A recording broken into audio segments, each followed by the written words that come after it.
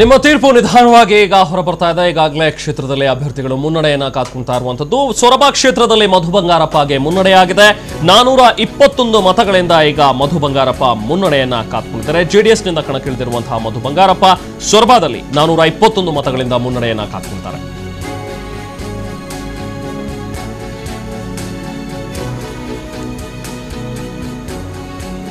ಈ ಬಾರಿ ಪಕ್ಷೇತರರಾಗಿ ಕಣಕ್ಕಿಳಿದಿರುವಂತಹ ಹಾಲಾಡಿ ಶ್ರೀನಿವಾಸ ಶೆಟ್ಟಿ ಅವರಿಗೂ ಕೂಡ ಈಗಾಗಲೇ ಮುನ್ನಡೆಯಾಗಿದೆ. ಹಾಲಾಡಿ ಶ್ರೀನಿವಾಸ ಶೆಟ್ಟಿ ಅವರು ಮುನ್ನಡೆಯನ್ನ ಕಾತ್ಕೊಂಡಿದ್ದಾರೆ. ಕುಂದಾಪುರದಲ್ಲಿ ಪಕ್ಷೇತರ ಅಭ್ಯರ್ಥಿಯಾಗಿರುವಂತಹ ಹಾಲಾಡಿ ಶ್ರೀನಿವಾಸ ಶೆಟ್ಟಿ ಮುನ್ನಡೆಯನ್ನ ಕಾತ್ಕೊಳ್ತಾರೆ.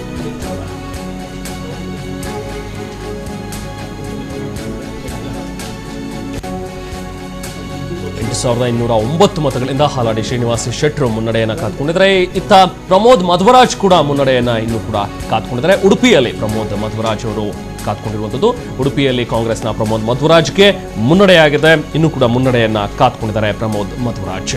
ಸುಮಾರು 11,534 ಮತಗಳಿಂದ ಈಗ ಪ್ರಮೋದ್ ಮಧ್ವರಾಜ್ ಅವರು ಮುನ್ನಡೆಯನ್ನ ಇಲ್ಲಿ ಕಾತ್ಕೊಳ್ತಾರೆ.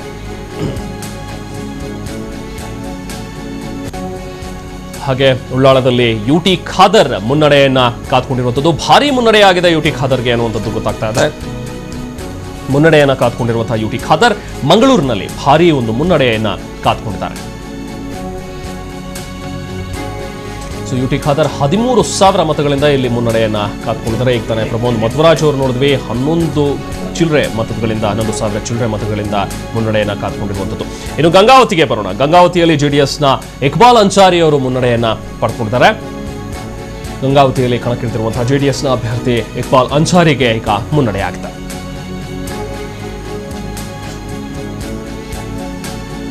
ಇಕ್ಬಾಲ್ ಅನ್ಸಾರಿಗೆ 1,784 ಮತಗಳಿಂದ ಮುನ್ನಡೆ ಸಿಕ್ಕಿದೆ. ಇನ್ನು ಬೆಂಗಳೂರಿನ ಬಿಟಿಎಂ ಲೇಔಟ್ಗೆ ಬಂದರೆ ರಾಮಲಿಂಗ ರೆಡ್ಡಿ ಈಗಾಗಲೇ ಮುನ್ನಡೆಯನ್ನ ಪಡೆದುಕೊಂಡಿದ್ದಾರೆ. ಬಿಟಿಎಂ ಲೇಔಟ್ನಿಂದ ಕಣಕ್ಕಿಳಿದಿರುವಂತಹ ರಾಮಲಿಂಗ ರೆಡ್ಡಿ, ಕಾಂಗ್ರೆಸ್ನ ರಾಮಲಿಂಗ ರೆಡ್ಡಿಗೆ ಈಗ ಬಿಟಿಎಂ ಲೇಔಟ್ನಲ್ಲಿ ಮುನ್ನಡೆಯಾಗಿದೆ. ರಾಮಲಿಂಗ ರೆಡ್ಡಿ 2,500 ಮತಗಳಿಂದ ಈಗ ಮುನ್ನಡೆಯನ್ನ ಪಡೆದುಕೊಂಡಿದ್ದಾರೆ. ಇನ್ನು ಹಳಿಯಾಳಕ್ಕೆ ಬರೋಣ. ಹಳಿಯಾಳದಲ್ಲಿ RV ದೇಶಪಾಂಡೆ ಅವರು ಈಗಾಗಲೇ ಮುನ್ನಡೆಯನ್ನ ಪಡೆದುಕೊಂಡಿದ್ದಾರೆ. ಕಾಂಗ್ರೆಸ್ನ ಹುರಿಯಾಳಾಗಿರುವಂತಹ RV ದೇಶಪಾಂಡೆ ಈಗಾಗಲೇ ಮುನ್ನಡೆಯನ್ನ ಪಡೆದುಕೊಂಡಿದ್ದಾರೆ. ಹಳಿಯಾಳದಲ್ಲಿ ಕಾಂಗ್ರೆಸ್ನ ದೇಶಪಾಂಡೆಗೆ ಮುನ್ನಡೆಯಾಗಿದೆ.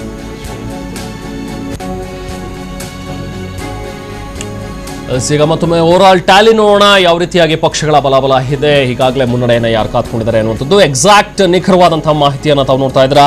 ಕಾಂಗ್ರೆಸ್ 84 ಸ್ಥಾನಗಳಲ್ಲಿ ಮುನ್ನಡೆಯನ್ನು ಪಡ್ಕೊಂಡಿದೆ. ಬಿಜೆಪಿ 40 ಹಾಗೆ ಜೆಡಿಎಸ್ 36 ಆಗಿದೆ. ಈಗ ಕಾಂಗ್ರೆಸ್ 85 ಆಗಿರುವಂಥದ್ದು, ಜೆಡಿಎಸ್ ಈಗ 37 ಆಗುವಂಥದ್ದನ್ನು ನೋಡ್ತಾ ಇದ್ದೀರಾ. ಕೆಜೆಪಿ 11, BSR 3 ಹಾಗೆ ಇತರರು 9 ಸ್ಥಾನಗಳಲ್ಲಿ ಈಗಾಗಲೇ ಮುನ್ನಡೆಯನ್ನು ಪಡೆದುಕೊಂಡಿದ್ದಾರೆ.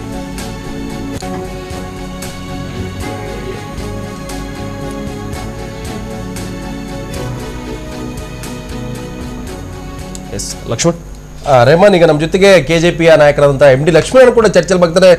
ಲಕ್ಷ್ಮಣ್ ಅಣ್ಣ, ನಿಮ್ಮ ಪಕ್ಷದ 11 ಕ್ಷೇತ್ರಗಳಲ್ಲಿ ಒಂದು ಮುನ್ನಡೆಯನ್ನು ಕಾಯ್ದುಕೊಂಡಿದೆ. ಇನ್ನೂ ಏನ್ ನಿರೀಕ್ಷೆ ಇದೆ ನಿಮ್ಗೆ ಅಂತ?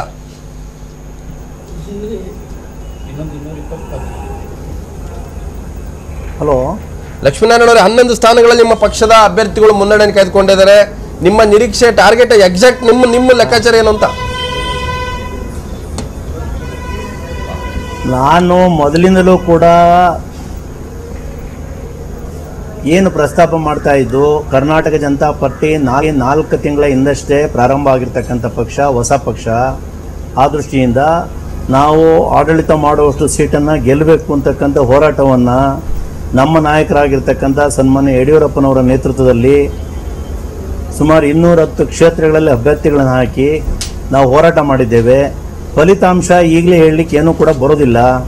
ಇನ್ನೂ ಸುಮಾರು ಹೊತ್ತು ಕಳಿಬೇಕಾಗುತ್ತೆ. ಅದಾದ ನಂತರ ನಿಖರವಾಗಿ ಹೇಳಲಿಕ್ಕೆ ನಾನು ಇಚ್ಛೆ ಪಡ್ತೇನೆ. ನಿಖರವಾಗಿ ಬೇಡ, ಬಿಜೆಪಿ ಅಂತೂ ಸೋಲಿಸ್ತಾ ಇದೆಯೋ ಅನ್ನೋ ಖುಷಿ ಇದೆ ನಿಮಗೆ? ಪ್ರಶ್ನೆ ಅದು ಬರೋದಿಲ್ಲ. ನಾವು ಆಡಳಿತಕ್ಕೆ ಬರಬೇಕು ಅಂತಕ್ಕಂಥದ್ದನ್ನು ಹೋರಾಟ ಮಾಡಿದ್ದೇವೆ. ಅಲ್ಲ, ಯಾರನ್ನೂ ಸೋಲಿಸೇ ಬರ್ಬೇಕು ತಾನೆ ಅಧಿಕಾರಕ್ಕೆ, ಯಾರನ್ನು ಗೆಲ್ಸಿ ಬರೋಕ್ಕಾಗಲ್ಲ. ಗೆಲ್ಸ್ ಬರ್ಲಿಕ್ಕಾಗಲ್ಲ. ನಾವು ಗೆಲ್ಲಬೇಕು ಅಂತಕ್ಕಂಥದ್ದನ್ನ ಮನೋಭಾವ ಇಟ್ಟುಕೊಂಡು ನಮ್ಮ ನಾಯಕರಾಗಿರ್ತಕ್ಕಂಥ ಯಡಿಯೂರಪ್ಪನ ನೇತೃತ್ವದಲ್ಲಿ ಹೋರಾಟ ಮಾಡಿದ್ದೇವೆ. ಅಲ್ಲ, ನನಗೆ ಸ್ಪಷ್ಟವಾಗಿ ಹೇಳ್ಬಿಡಿ, ನಮ್ಮಿಂದಾಗಿ ಬಿಜೆಪಿ ಸೋಲ್ತಾ ಇದೆ ಅಂತ ನಿಮ್ಗೆ ಅನಿಸಿದಲ್ವ? ಈಗ ಈ ರಿಸಲ್ಟ್ ನೋಡ್ತಾ ಇದ್ರೆ ಜನಗಳೇ ಅದನ್ನು ತೀರ್ಮಾನ ಮಾಡಿದ್ದಾರೆ. ಒಬ್ಬ ಉನ್ನತ ನಾಯಕ, ಸ್ಪಷ್ಟವಾಗಿರ್ತಕ್ಕಂಥ ಪ್ರಾಮಾಣಿಕತೆ ಇಟ್ಕೊಂಡು 3 ವರ್ಷಗಳ ಕಾಲ ಸ್ಪಷ್ಟವಾಗಿ ಆಡಳಿತ ಕೊಟ್ಟಿರ್ತಕ್ಕಂಥ ಒಬ್ಬ ನಾಯಕನ್ನ ಭಾರತೀಯ ಜನತಾ ಪಾರ್ಟಿ ಹೊರಗೆ ಕಳಿಸಿರ್ತಕ್ಕಂಥದ್ದನ್ನು ನೋಡಿ ಜನ ಮತದಾನ ಮಾಡಿದ್ದಾರೆ. ಈಗ ಇನ್ನೊಂದು ಯಡಿಯೂರಪ್ಪನವ್ರು ಪದೇ ಪದೇ ಹೇಳ್ತಾ ಇದ್ರು, ಈಶ್ವರಪ್ಪನವರು ಸೋಲಿಸ್ತೀನಿ ನನ್ನ ಯಾರು ಬೆನ್ನಿಗೆ ಚೂರಿ ಹಾಕಿದಾರೆ ಸೋಲಿಸ್ಬೇಕು ಅಂತ. ಈಶ್ವರಪ್ಪನವರು ಶಿವಮೊಗ್ಗ ಕ್ಷೇತ್ರದಲ್ಲಿ 3ನೇ ಸ್ಥಾನದಲ್ಲಿದ್ದಾರೆ ಮೊದಲ ಸುತ್ತಿನ ಮತ ಎಣಿಕೆಯಲ್ಲಿ. ಏನ್ ಹೇಳ್ತೀರಿ? ಅಲ್ಲ, ಮತದಾರ ಅದನ್ನ ನಿರ್ಣಯ ಮಾಡಿದ್ದಾರೆ ಅಂತಕ್ಕಂಥ ಮಾತನ್ನು ಹೇಳಿದಿನಲ್ಲ. ಅಂದ್ರೆ ಬಹಳ ಸಾವಧಾನವಾಗಿದ್ದೀರಿ, ಬಹಳ ಇದರಲ್ಲಿ ಇದ್ರಿಗೆ. ಯಾವ್ದು ಆ ಯಡಿಯೂರಪ್ಪನವ್ರು ಹಳೆ ಸಿಟ್ಟು ಆ ಕೋಪದಲ್ಲಿ ತಾವು ಮಾತಾಡ್ತಾ ಇಲ್ಲ. ಈಗ ಕೋಪ ತಾಪ ಇಲ್ಲ, ಇಡೀ ರಾಜ್ಯದ ಅಭಿವೃದ್ಧಿ ಬಗ್ಗೆ ಚಿಂತನೆ ಮಾಡ್ತಕ್ಕಂಥ ಪಾರ್ಟಿ ಕರ್ನಾಟಕ ಜನತಾ ಪಾರ್ಟಿ. ಅದರ ಬಗ್ಗೆ ಹೆಚ್ಚಿನ ಗಮನವನ್ನು ಕೊಟ್ಟಿದ್ದೇವೆ.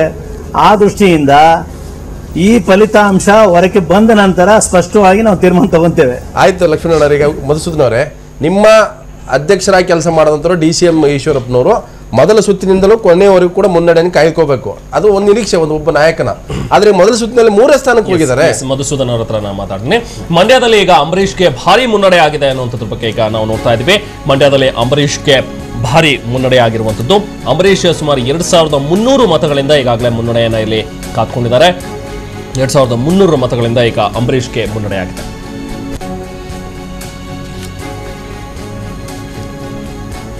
ಇನ್ನು ಮಾಗಡಿ ಬಾಲಕೃಷ್ಣ, ಜೆಡಿಎಸ್ನ ಹುರಿಯಾಳಾಗಿರುವಂತಹ ಬಾಲಕೃಷ್ಣ ಈಗಾಗಲೇ ಹಿನ್ನಡೆಯನ್ನ ಅನುಭವಿಸಿದರೆ ಮಾಗಡಿಯಲ್ಲಿ ಈಗ ಜೆಡಿಎಸ್ಗೆ ಹಿನ್ನಡೆಯಾಗಿರುವಂಥದ್ದು. ಮಾಗಡಿಯಲ್ಲಿ ಜೆಡಿಎಸ್ನ ಬಾಲಕೃಷ್ಣಗೆ ಈಗಾಗಲೇ ಹಿನ್ನಡೆಯಾಗಿದೆ.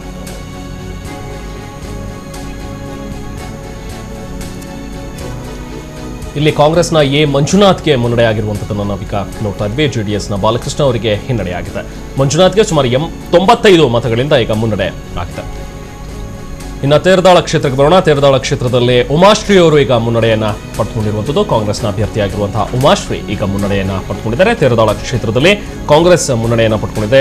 ಕಾಂಗ್ರೆಸ್ನ ಅಭ್ಯರ್ಥಿ ನಟಿ ಉಮಾಶ್ರೀ ಮುನ್ನಡೆಯನ್ನ ಪಡೆದಿದ್ದಾರೆ. ಉಮಾಶ್ರೀಗೆ 707 ಮತಗಳಿಂದ ಒಂದು ಮುನ್ನಡೆ ಸಿಕ್ಕಿದೆ ಅನ್ನುವಂಥದ್ದನ್ನು ನಾವೀಗ ನೋಡ್ತಾ ಇದ್ವಿ. ಉಮಾಶ್ರೀಗೆ 707 ಮತಗಳಿಂದ ಮುನ್ನಡೆ ಸಿಕ್ಕಿದೆ. ತೇರದಾಳ ಕ್ಷೇತ್ರದಲ್ಲಿ ಕಾಂಗ್ರೆಸ್ಗೆ ಮುನ್ನಡೆಯಾಗಿದೆ.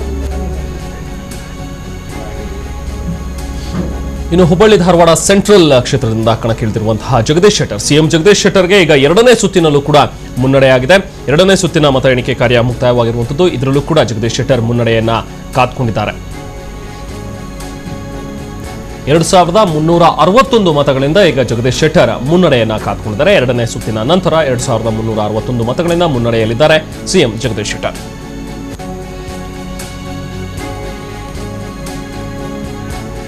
ಸೊ ಓವರಾಲ್ ಪ್ರೆಸೆಂಟ್ ಈಗ ಟ್ರೆಂಡ್ ಹೇಗಿದೆ ಅನ್ನುವಂಥದ್ದನ್ನ ನೋಡೋಣ.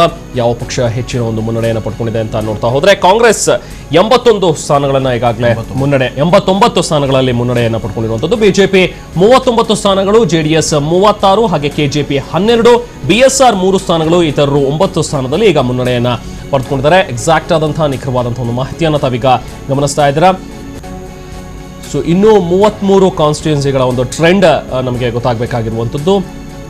ಒಟ್ಟಾರೆ 89 ಕ್ಷೇತ್ರಗಳಲ್ಲಿ ಈಗಾಗಲೇ ಕಾಂಗ್ರೆಸ್ ಮುನ್ನಡೆಯನ್ನ ಪಡೆದುಕೊಂಡಿದ್ರೆ ಬಿಜೆಪಿ 38, JDS 38, ಈಗ 87 ಆಯಿತು. ಕಾಂಗ್ರೆಸ್ ನೀವು ಗಮನಿಸಬಹುದು. KJP 12, BSR 3, ಇತರರು 9 ಕ್ಷೇತ್ರಗಳಲ್ಲಿ ಈಗ ಮುನ್ನಡೆಯನ್ನ ಪಡೆದುಕೊಳ್ತಾರೆ.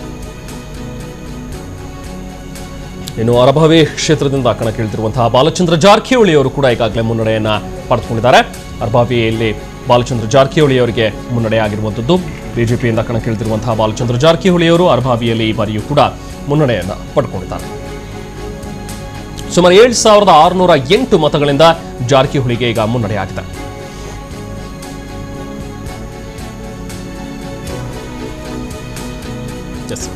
ಮಧುಸೂದನ್ ಅವರು ನಾನು ಕೇಳಿದೆ ಅವಾಗಲೇ, ಅಂದ್ರೆ ಈಶ್ವರಪ್ಪನವರು 3ನೇ ಸ್ಥಾನದಲ್ಲಿದ್ದಾರೆ 2ನೇ ಸುತ್ತಿನ ಮತ ಎಣಿಕೆ ಬರ್ತಾ ಇದ್ದಾಗ.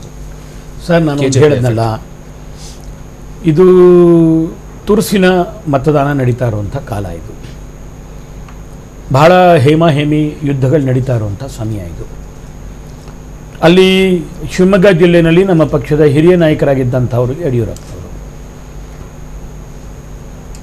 ಒಂದು ರೀತಿ ಜೋಡಿ ಕುದುರೆ ರೀತಿಯಲ್ಲಿ ನಮ್ಮ ಬಿಜೆಪಿಯ ರಥವನ್ನು ಇಲ್ಲಿ ಇವರಿಬ್ಬರು ಎಳೆದಂಥವ್ರು. ಹಾಗಾಗಿ ಆ 2 ಕುದುರೆಗಳೇ ಇವತ್ತು ಅಲ್ಲಿ ಕಚ್ಚಾಡ್ತಾ ಇರುವಂಥದ್ದನ್ನು ನಾವು ಕಾಣ್ತಾ ಇದ್ದೀವಿ. ಅವರ ಪ್ರಭಾವ ಇಲ್ಲ ಯಡಿಯೂರಪ್ಪನವ್ರದ್ದು ಅಂತ ಹೇಳೋ ಸ್ಥಿತಿನಲ್ಲಿ ನಾನು ಇದು ತೋರಿಸ್ತಾ ಇದೆ. ಆದರೆ ದಯವಿಟ್ಟು ಬಿಜೆಪಿ ಅಭ್ಯರ್ಥಿನೇ 2ನೇ ಸ್ಥಾನದಲ್ಲಿದ್ದಾರೆ. ಆದರೆ ಇದೆಲ್ಲ ಬಹಳ ಇನಿಷಿಯಲ್ ಟ್ರೆಂಡ್ಸು. ಅಲ್ಲ, ನಾನು ಅಲ್ಲುಗಳಿಲ್ಲ. ನಾನು ಹೇಳಿದ ಇನಿಷಿಯಲ್ ಟ್ರೆಂಡ್ ಇಂದನು ಕೊನೆ ಟ್ರೆಂಡ್ ವರೆಗೂ ಕೂಡ ನಿಮ್ಮ ಪಕ್ಷದ ಅಭ್ಯರ್ಥಿನೇ ಲೀಡ್ ಇರ್ಬೇಕಂತ ನಾನು ಹೇಳಿದ್ದು.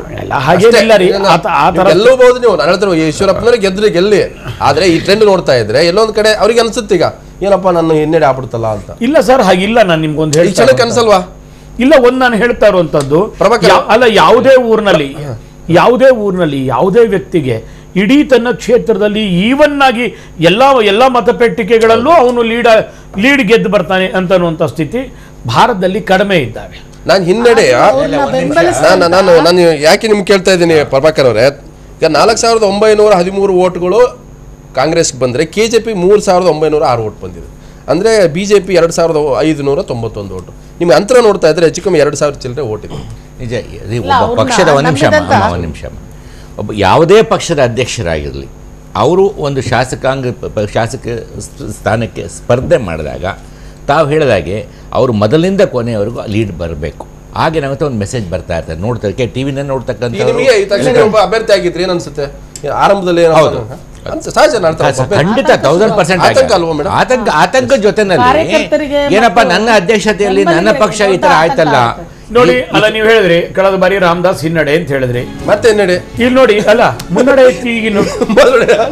ಅದನ್ನೇ ಹೇಳ್ತಾರೆ. ಅದೇ ಎರಡನೇ ಸುತ್ತಿನ ಮತ ಎಣಿಕೆ ಕೂಡ ಈಗಾಗಲೇ ಮುಕ್ತಾಯವಾಗಿದೆ ಶಿವಮೊಗ್ಗ ನಗರದಲ್ಲಿ. ಸೊ ಈಗ ಈಶ್ವರಪ್ಪ ಅವರು ಯಾವ ಸ್ಥಾನದಲ್ಲಿದ್ದಾರೆ ನೋಡೋಣ. KJP ಅಭ್ಯರ್ಥಿ ರುದ್ರೇಗೌಡ ಅವರು ಇಲ್ಲಿ ಮುನ್ನಡೆಯನ್ನ ಪಡ್ಕೊಂಡಿದ್ದಾರೆ. ಆ ಮೂಲಕ ಈಶ್ವರಪ್ಪ ಅವರು ಮತ್ತೆ ಹಿನ್ನಡೆಯನ್ನ ಇಲ್ಲಿ ಅನುಭವಿಸಿರುವಂಥದ್ದನ್ನು ನಾವು ನೋಡ್ತಾ ಇದ್ದೀವಿ. 1033 ಮತಗಳಿಂದ ಈಗ KJPಯ ಅಭ್ಯರ್ಥಿ ರುದ್ರೇಗೌಡ ಅವರು ಮುನ್ನಡೆಯನ್ನ ಪಡ್ಕೊಂಡಿದ್ದಾರೆ. 1033 ಮತಗಳು. ಮೂರನೇ ಸ್ಥಾನಕ್ಕೆ ಇನ್ನೂ ಕೂಡ ಈಶ್ವರಪ್ಪ ಅವರಿದ್ದಾರೆ. ಎರಡನೇ ಸುತ್ತಿನ ಮತದ ಒಂದು ಎಣಿಕೆ ಪ್ರಕ್ರಿಯೆ ಮುಗಿದಿದೆ. ಇಲ್ಲೂ ಕೂಡ ಈಶ್ವರಪ್ಪ ಮೂರನೇ ಸ್ಥಾನದಲ್ಲೇ ಇದ್ದಾರೆ. ಸೊ ಈಗ ಮೂರನೇ ಸುತ್ತಿನ ಮತ ಎಣಿಕೆ ಮುಗಿದಿರುವಂಥದ್ದು ಕನಕಪುರದ ಒಂದು ಮತ ಎಣಿಕೆ ಪ್ರಕ್ರಿಯೆಯಲ್ಲಿ ಈಗ DK ಶಿವಕುಮಾರ್ ಅವರು ಇಲ್ಲಿ ಮುನ್ನಡೆಯನ್ನ ಕಾತ್ಕೊಂಡಿದ್ದಾರೆ. ಮೂರನೇ ಸುತ್ತಿನ ಒಂದು ಮತ ಎಣಿಕೆ ಮುಕ್ತಾಯವಾಗಿದೆ. ಮೂರನೇ ಸುತ್ತಿನಲ್ಲೂ ಕೂಡ DK ಶಿವಕುಮಾರ್ ಅವರು ಮುನ್ನಡೆಯನ್ನ ಕಾತ್ಕೊಂಡಿದ್ದಾರೆ. JDSನ PGR ಸಿಂಧ್ಯಾ ಅವರನ್ನ ಹಿಂದಿಕ್ಕಿ 1400 ಮತಗಳಿಂದ DK ಶಿವಕುಮಾರ್ ಅವರು ಮುನ್ನಡೆಯನ್ನ ಪಡ್ಕೊಂಡಿದ್ದಾರೆ. ಮೂರು ಸುತ್ತು ಅಂತಂದ್ರೆ 40 ಸಾವಿರ ಮತಗಳಾಗಿದೆ ಎಣಿಕೆ. ಸೊ ಎಕ್ಸಾಕ್ಟ್ ಆಗಿ ಈಗ ಮಾಹಿತಿ ಹೊರಬರ್ತಾ ಇದೆ. ಒಂದು ಟ್ರೆಂಡ್ ನಮಗೆ ಸಿಗ್ತಾ ಇದೆ. ಯಾರು ಅಭ್ಯರ್ಥಿ ಮುಂದುವರಿತಾ ಇದ್ದಾರೆ, ಯಾರು ಮುನ್ನಡೆಯಲ್ಲಿದ್ದಾರೆ, ಹಿನ್ನಡೆಯಲ್ಲಿದ್ದಾರೆ ಅನ್ನುವಂಥ ಒಂದು ನಿಖರವಾದ ಮಾಹಿತಿ ನೀಡ್ತೀವಿ ಬ್ರೇಕ್ ನಂತರ.